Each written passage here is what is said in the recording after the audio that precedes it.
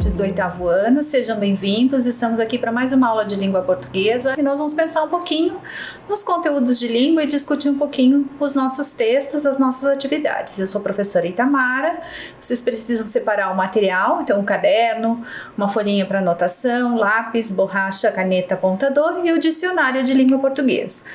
E iniciamos anotando a data e língua portuguesa e daí na sequência os conteúdos que vão ser trabalhados.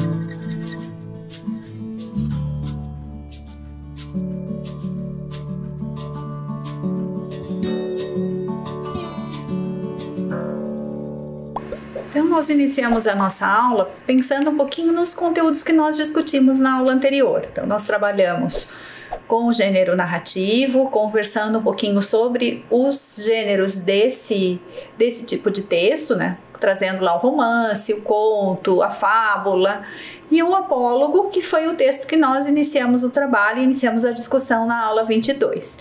Então, a partir de agora, nós retomamos esse texto pensando lá no gênero textual narrativo, na literatura brasileira, nos elementos que caracterizam esse gênero textual e na leitura e na análise propriamente dita do texto um apólogo, que é o texto que vem numa coletânea de livros, né?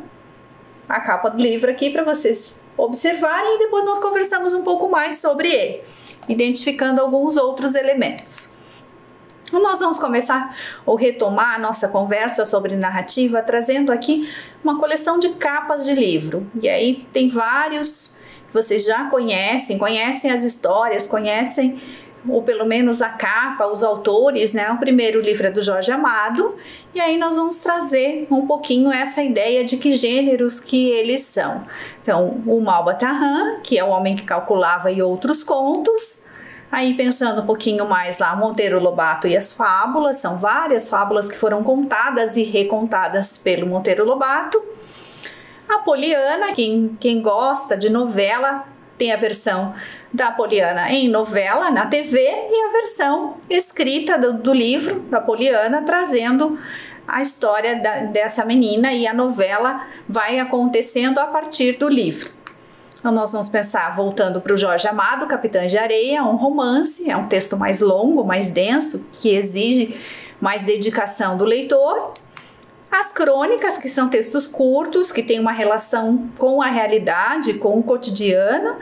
E, por fim, o nosso texto, um apólogo, que foi publicado em várias edições diferentes, quando vocês têm ali a capa com as imagens que está ilustrado na tela. É a capa que foi só da versão desse livro, então ele teve uma versão infantil e foi um livro único, que ele é todo ilustrado, e aí ele foi publicado inicialmente na coletânea Várias Histórias. Tem aí as informações para vocês buscarem depois. Então nós iniciamos pensando nesse texto, um apólogo, e aí nós vamos discutir alguns elementos. Então, primeiro, é uma narrativa que personifica objetos. Então ela vai trazer coisas que não têm vida com características de ser humano, com característica de humano. E o que nós temos nessa obra em si? Uma agulha e linha e conversa. Então, por isso, personifica, traz características de pessoa para aquilo que é objeto, para aquilo que é inanimado. É um texto escrito em 1896, então para a gente pensar aí que ele já tem um tempo, ele está entre nós há muito tempo. Muitos de vocês, né, os pais, os avós não haviam nem nascido quando Machado de Assis escreveu esse texto. Então tem uma relação temporal nessa obra para nós pensarmos também. Uma história que tem uma relação direta com a história do Brasil. Tem a história do Brasil como um pano de fundo, como se fosse um quadro que está escondido atrás da história que está sendo contada. E tem um lugar, esse lugar marcado ali, que é a cidade do Rio de Janeiro. Então, vamos pensar um pouquinho nessa relação também, porque é uma história marcada com as características desse lugar e da população dessa época de 1800, né, final de 1800. Então vamos pensar um pouquinho nisso, anote essas questões e nós já continuamos.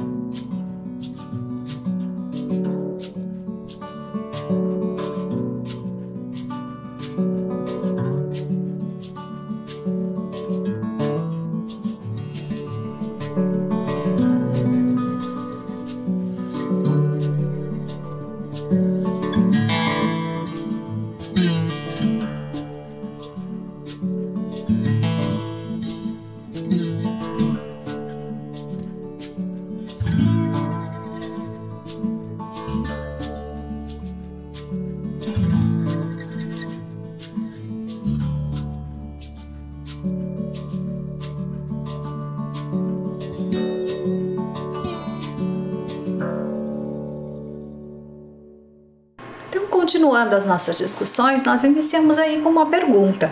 O texto em estudo chama-se um apólogo. Você sabe o que significa isso? Então consulte o dicionário e tente descobrir qual é o significado dessa palavra apólogo. Observe lá o que o dicionário está trazendo para nós.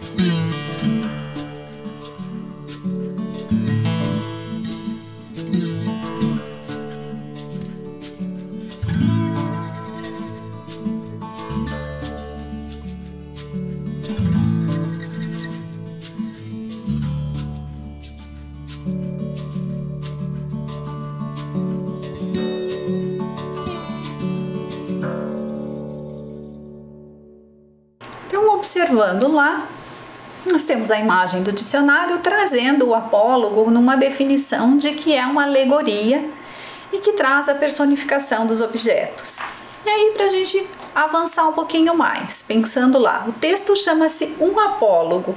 Então, compreendendo o gênero, que será que se trata ou que é essa produção que vai se chamar um apólogo? Machado de Assis dá o nome para o texto que nós estamos lendo de um apólogo, mas o apólogo não é só essa produção do Machado de Assis. É um tipo de produção, é um gênero textual que vai se construindo, e aí nós vamos pensar um pouquinho mais. É um texto alegórico, caracterizado pela presença de personagens inanimados. O que é isso? Trazer algo que não tem vida. Por exemplo, eu pego lá uma flor e coloco a flor com característica humana, coloco a flor contando uma história, coloco a flor declamando um poema, ou num outro caso, a xícara. Quem assistiu a Bela e a Fera tem vários elementos ali do desenho da Bela e a Fera que traz esse processo de animação. Então essa intenção do gênero textual, ele vem sendo produzido pelos objetos com a ideia de trazer um conceito ético, de trazer uma lição de vida que vai sendo discutida e que vai sendo passada por esses elementos. E por que é um conceito ético? Porque não é uma pessoa falando.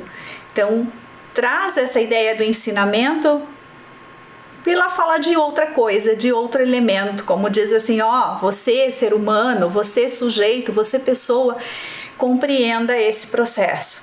Então vai trazer conceitos humanos, vai trazer coisas que os humanos precisam entender, mas numa outra figura. Nesse caso da nossa conversa, a agulha e a linha. E aí, avançando um pouquinho mais, nós retomamos a imagem do texto, nós vamos fazer a leitura dele todo, porque nós fizemos lá na aula anterior, mas nós vamos trazendo alguns trechos do texto para discutir esses elementos. Então, o texto é bastante longo, né? E nós começamos pensando aí. Releia o trecho do texto e observe como o texto é iniciado e o que isso nos faz lembrar, por quais razões é utilizado esse recurso que está marcado ali, ó. Era uma vez uma agulha. E aí, pensando nessa expressão, por que será que ele é começado dessa forma? Por que ele traz essa relação? Então pense lá, nós já continuamos.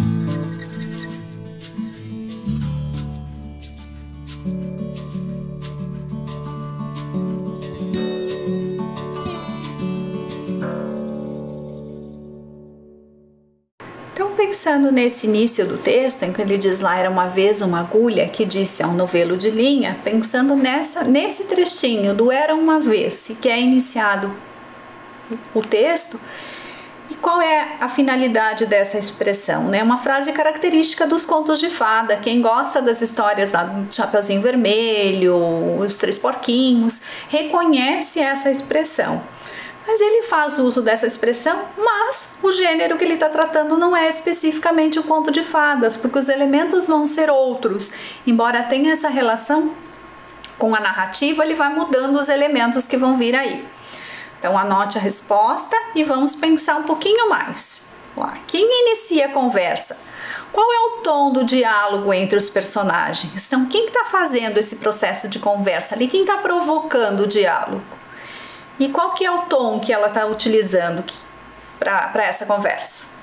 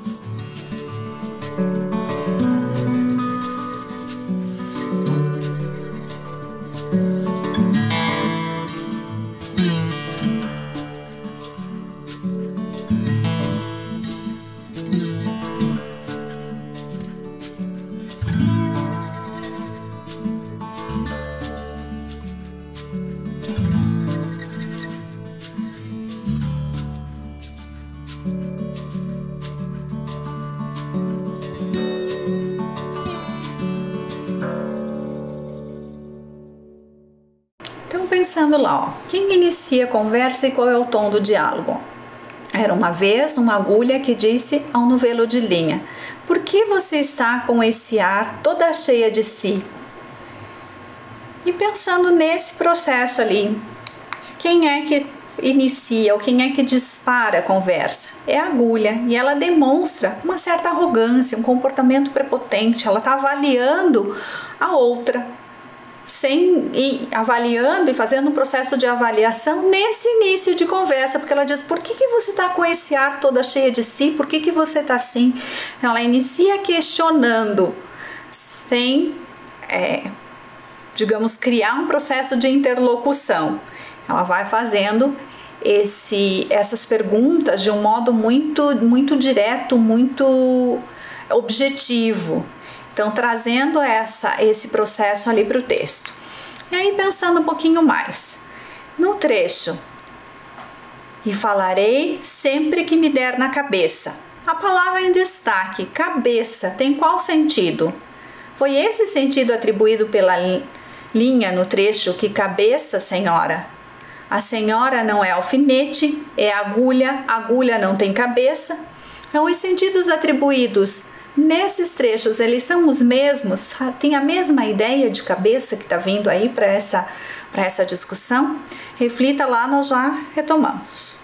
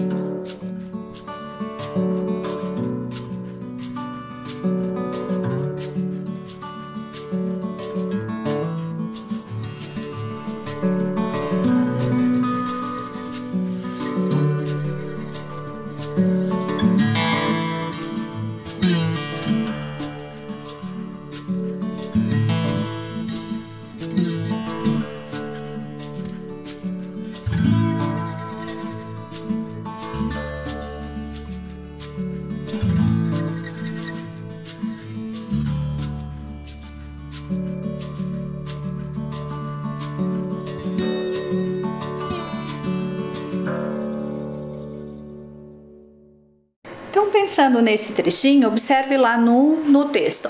Era uma vez uma agulha que disse ao novelo de linha: por que está você com esse ar toda cheia de si, toda enrolada para fingir que vale alguma coisa neste mundo? Deixe-me, senhora. Que a deixe? Que a deixe por quê? Porque lhe digo que está com um ar insuportável. Repito que sim, e falarei sempre que me der na cabeça. Que cabeça, senhora? A senhora não é alfinete, é agulha, agulha não tem cabeça. Que lhe importa o meu ar? Cada qual tem o ar que Deus lhe deu. Importe-se com a sua vida e deixe a dos outros. Então, pensando nessa ideia de cabeça que está vindo ali, nós vamos trazer lá que o primeiro, a ideia de cabeça num sinônimo de pensamento e vontade que ela tem de dizer aquilo que ela quer, aquilo que ela intenciona dizer. E depois a ideia de cabeça é vinculada a uma parte do corpo, quando ela diz que só o alfinete tem cabeça, para se referir àquela bolinha que está lá na ponta, que segura o objeto e que é chamada de cabeça. Então, trazendo essa relação com a parte do corpo e também com a questão do pensamento, da vontade, dos modos de proceder e de agir da agulha. Então, na sequência, nós vamos pensar lá. O que podemos afirmar sobre a relação entre a agulha e o novelo de linha ali? Qual é essa relação que eles têm? Então, pensando lá, eles são grandes amigos? O novelo de linha provoca a agulha e ela reage? A agulha provoca o novelo de linha que responde às provocações? A agulha provoca o novelo de linha, mas ele tenta não discutir, ele tenta fugir dessa conversa com a agulha. Reflita lá, nós já continuamos.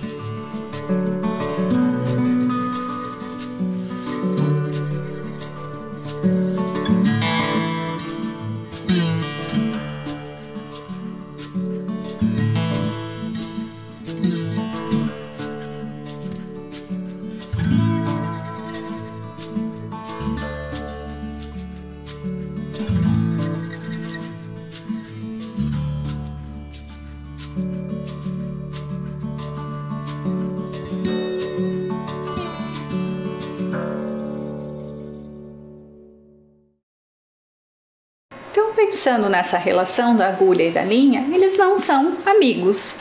Eles têm uma relação de trabalho ali, mas não uma relação de amizade. Na sequência, o novelo de linha provoca a agulha e ela reage? Também não. A agulha provoca o novelo que responde às provocações? Também não. Ela inicia uma provocação e a linha tenta fugir dessa provocação, mas, o diálogo, a conversa ali, o confronto, ele é inevitável pelo modo como vai sendo conduzido e vão sendo feitas essas provocações. E aí, na sequência, nós vamos pensar um pouquinho lá, ó. Analisando a conversa entre a agulha e o novelo de linha, discuta se as alternativas, né, as afirmativas ali são verdadeiras ou falsas.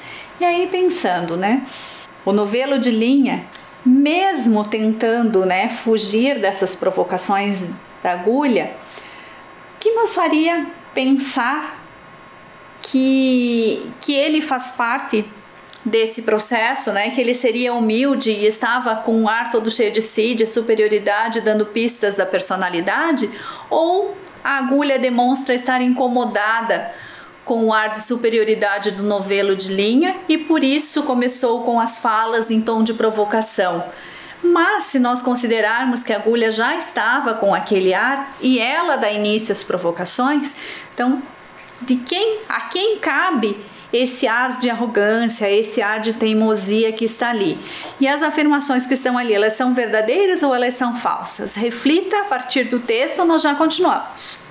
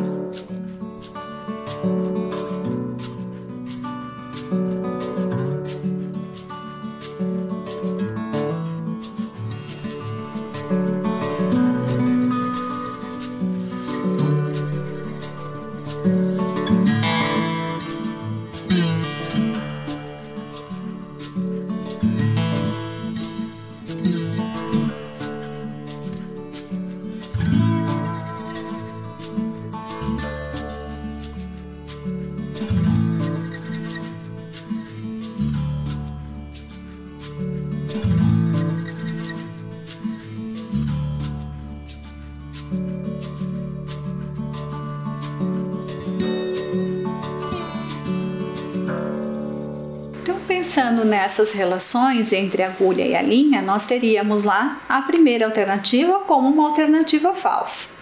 Ela não tem esse ar de superioridade e também não é pista da personalidade do novelo, da linha, o que está sendo discutido. E, por fim, já estava com aquele ar, a agulha já trazia isso, já trazia a arrogância no seu modo de se dirigir à linha. Então, a segunda alternativa seria verdadeira. E aí, pensando um pouquinho mais lá, ó, lendo a frase, mas você é orgulhosa? Reflita sobre a expressão orgulhosa. Por que a agulha disse que a linha era orgulhosa? E por que o novelo de linha se sente dessa forma? Será que é a mesma maneira? A palavra orgulhosa está sendo usada ou sendo entendida da mesma maneira nas duas situações? Reflita, anote, nós já continuamos.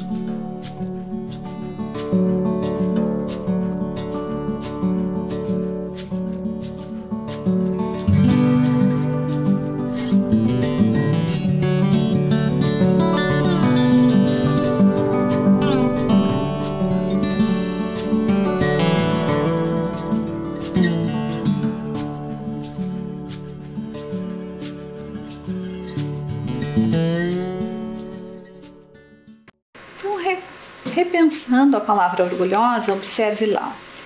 Então a linha não conversava muito, estava preocupada em andar em linha, né? Andar na linha, em ser correta, em fazer o seu papel na costura. Por isso ela não conversava muito, ela seguia uma linha reta. E aí a ideia de orgulho que está trazendo ali. Ela era orgulhosa porque ela tentava fazer o trabalho dela e ela sente orgulho por trabalhar, por costurar, por prender os tecidos, por bordar e etc. Então essa relação de orgulho que a linha sente vem marcada pela relação de trabalho que ela tem. E aí, pensando um pouquinho mais, o diálogo entre o novelo de linha e agulha deixa claro um processo de disputa.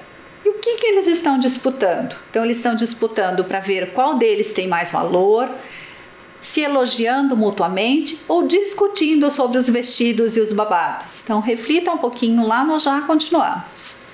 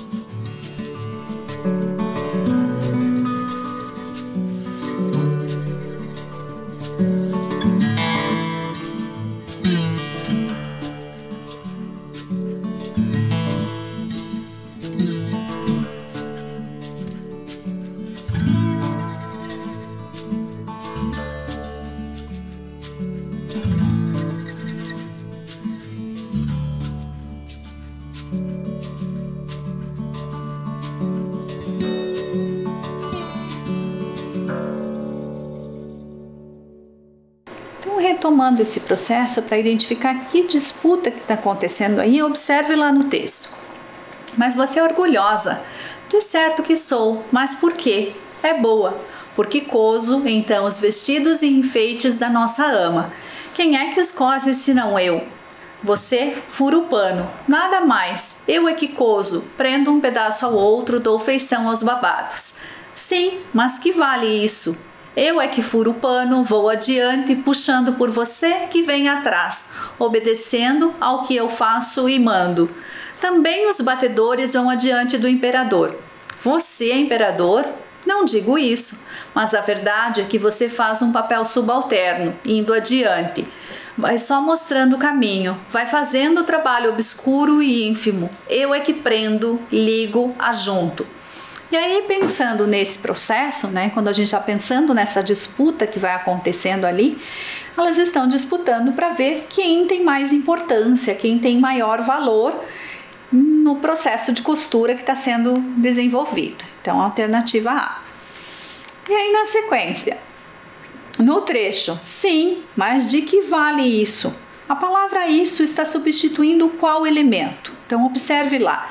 É a discussão, é a costura feita pela linha que prende um pedaço de pano ao outro, dando feição aos babados, ou é o fato de furar o pano? Reflita sobre essa questão, já continuamos.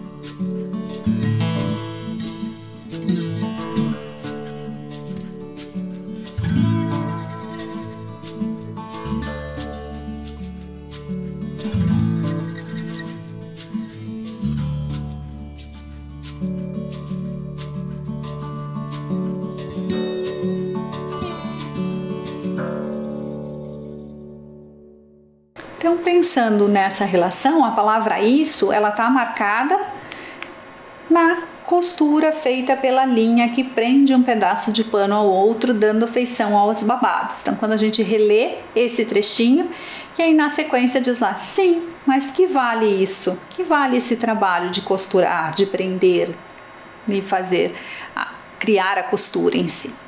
E aí na sequência, pensando lá, de acordo com a agulha, o novelo de linha obedece ao que ela faz e manda.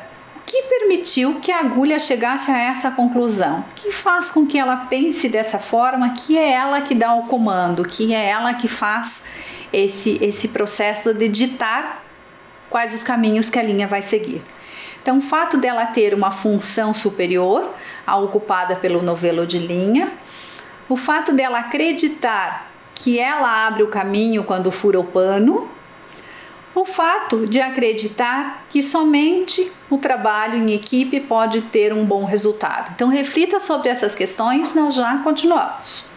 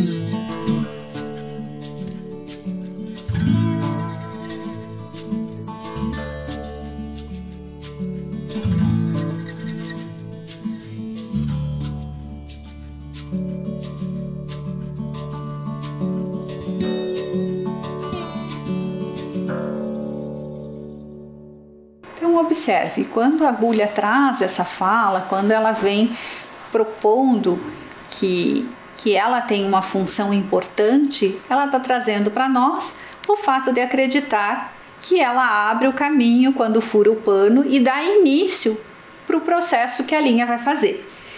Então ela vai determinando os caminhos que a linha vai seguir. E aí na sequência lá, pensando um pouquinho mais, que explicação o novelo de linha tenta trazer quando afirma que também os batedores vão adiante do imperador? Então qual é a ideia que está posta nessa expressão? Também os batedores vão à frente do imperador. Pense lá, na sua opinião, o que ela está trazendo, que a linha diz que é superior, assim como a função dos batedores em relação à função do imperador, que é inferior com relação à função do imperador, ou que é uma relação de igualdade, assim como a função dos batedores em relação à função do imperador. Reflita sobre essas questões e tente encontrar a alternativa correta.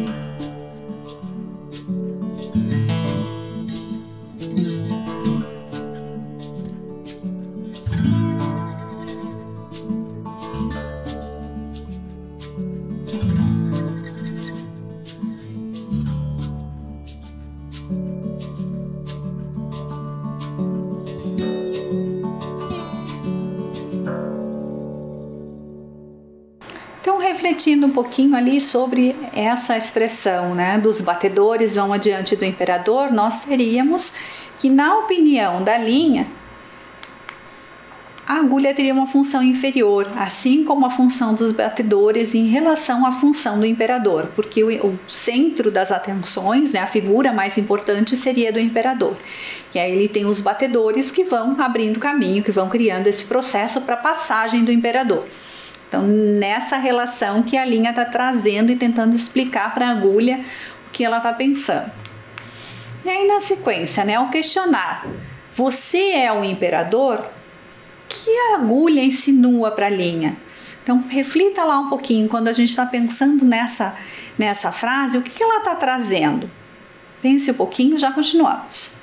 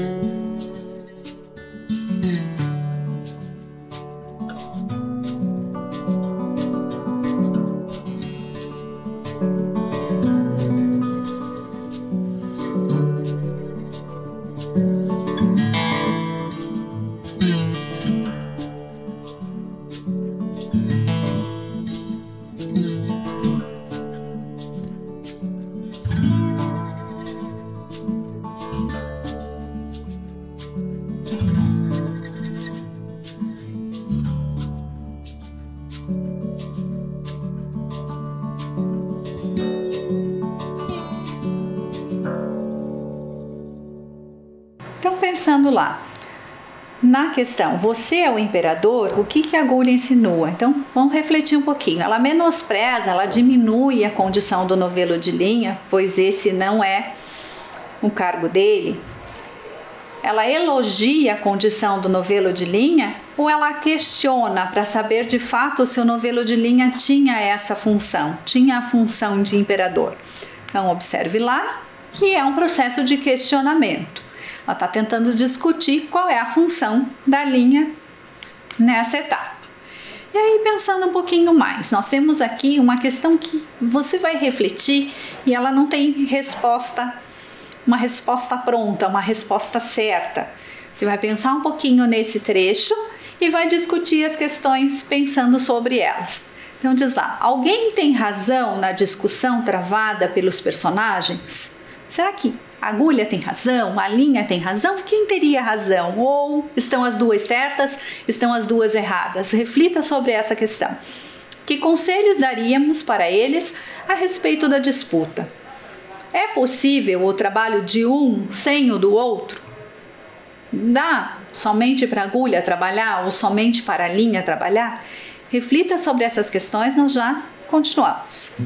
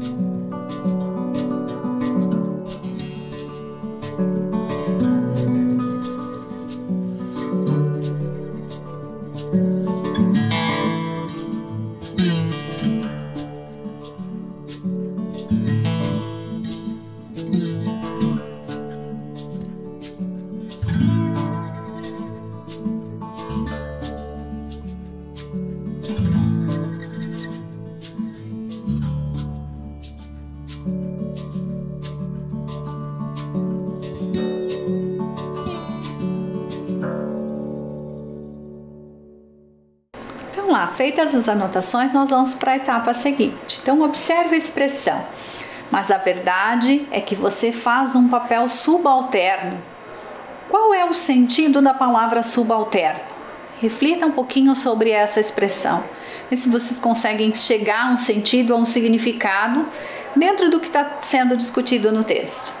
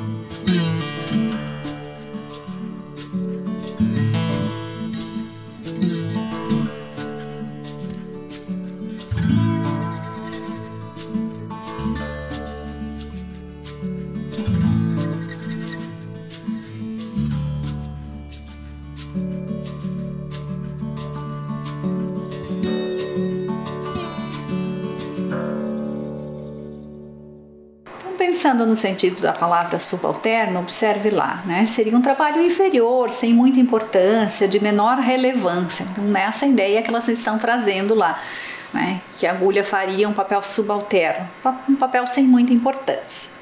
E aí, pensando um pouquinho mais, nós vamos trabalhar com o sentido das palavras no texto. Então, veja lá, ó. Releia as palavras do texto e tente associar os sentidos. Então, pensando no sentido dessas palavras, o que significa a expressão lá, coso, ama, feição, batedores, subalterno, obscuro e ínfimo. Tente encontrar os sentidos aí, nós já continuamos.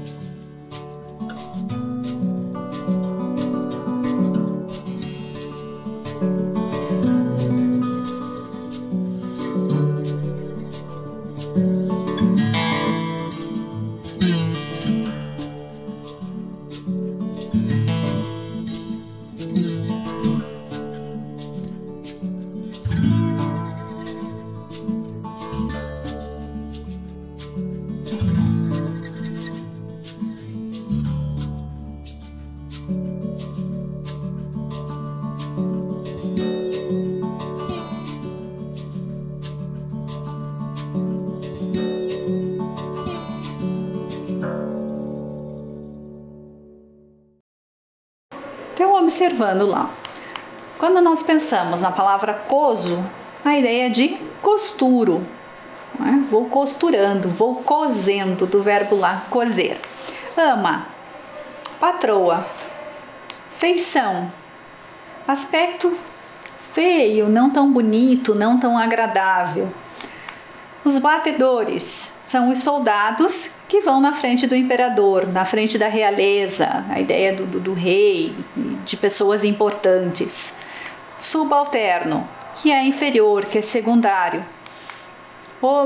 Obscuro, então ínfimo, com falta de brilho, que não chama tanta atenção, que é um lugar estranho, diferente. E ínfimo, o mais inferior, o mais insignificante. E aí, nesse processo de discussão das palavras, nós encerramos a nossa aula, deixamos aqui as referências e dizemos a vocês lá, cuidem-se, até breve, nos vemos na próxima aula.